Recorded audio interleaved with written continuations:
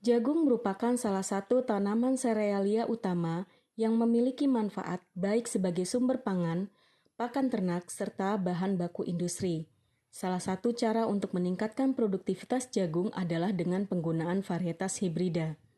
Terdapat perbedaan antara budidaya untuk produksi benih jagung hibrida dengan budidaya jagung pada umumnya. Berikut kita akan menyaksikan teknik produksi benih jagung hibrida.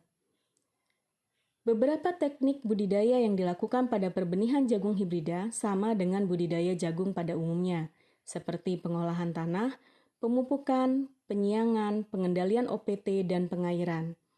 Sedangkan perbedaannya antara lain, pertama lokasi.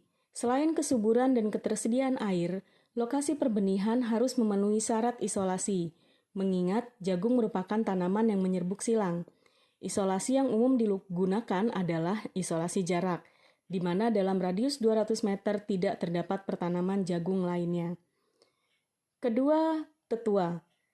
Pada produksi benih jagung hibrida, setidaknya terdapat 2 galur tetua yang digunakan. Sebagai contoh, dalam perbenihan jagung hibrida JH37 dengan tetua jantan CLYN dan tetua betina MAL03. Selanjutnya adalah penanaman. Cara penanaman dan jarak tanam relatif tidak berbeda. Namun, penanaman tetua jantan dan betina dilakukan dengan rasio antara lain 4:1, yaitu 4 baris betina, kemudian 1 baris jantan. Waktu tanam tetua jantan dan betina juga disesuaikan agar waktu keluarnya malai pada tetua jantan dan waktu keluarnya tongkol pada tetua betina tepat untuk penyerbukannya. Berikutnya adalah rogging. Rogging merupakan tahap penting dalam produksi benih untuk menjamin kemurnian benih yang dihasilkan. Rogging dilakukan terhadap tanaman yang menyimpang dari deskripsi masing-masing tetua, serta tanaman yang terserang hama dan penyakit. Kegiatan ini dilakukan pada beberapa fase umur tanaman, yaitu 2-4 minggu setelah tanam, menjelang penyerbukan, dan menjelang panen. Tahap penting selanjutnya adalah detaseling. Detaseling adalah pencabutan malai pada tetua betina. Tahap ini harus dilakukan secara tepat, yaitu sebelum mekarnya atau pecahnya malai pada tetua betina, atau bisa juga dilakukan saat malai masih terbungkus daun bendera.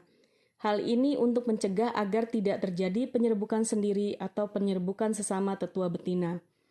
Agar tidak ada malai yang terlewatkan dicabut, maka pencabutan dilakukan setiap hari selama periode berbunga. Pencabutan malai sebaiknya dilakukan pada pagi hari.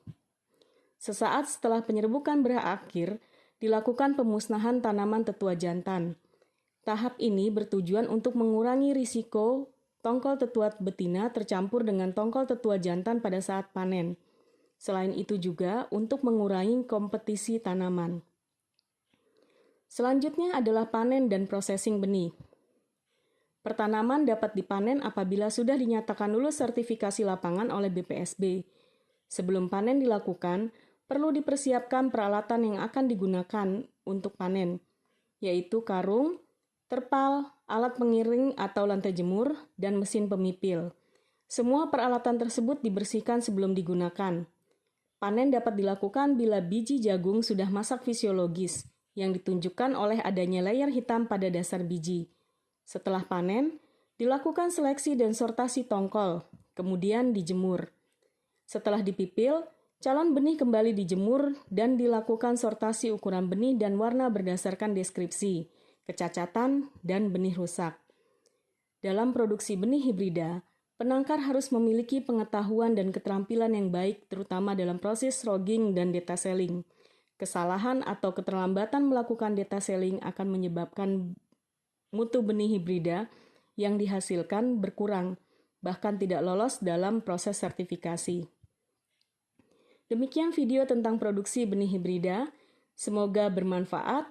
Sampai jumpa dalam video teknologi inovasi berikutnya.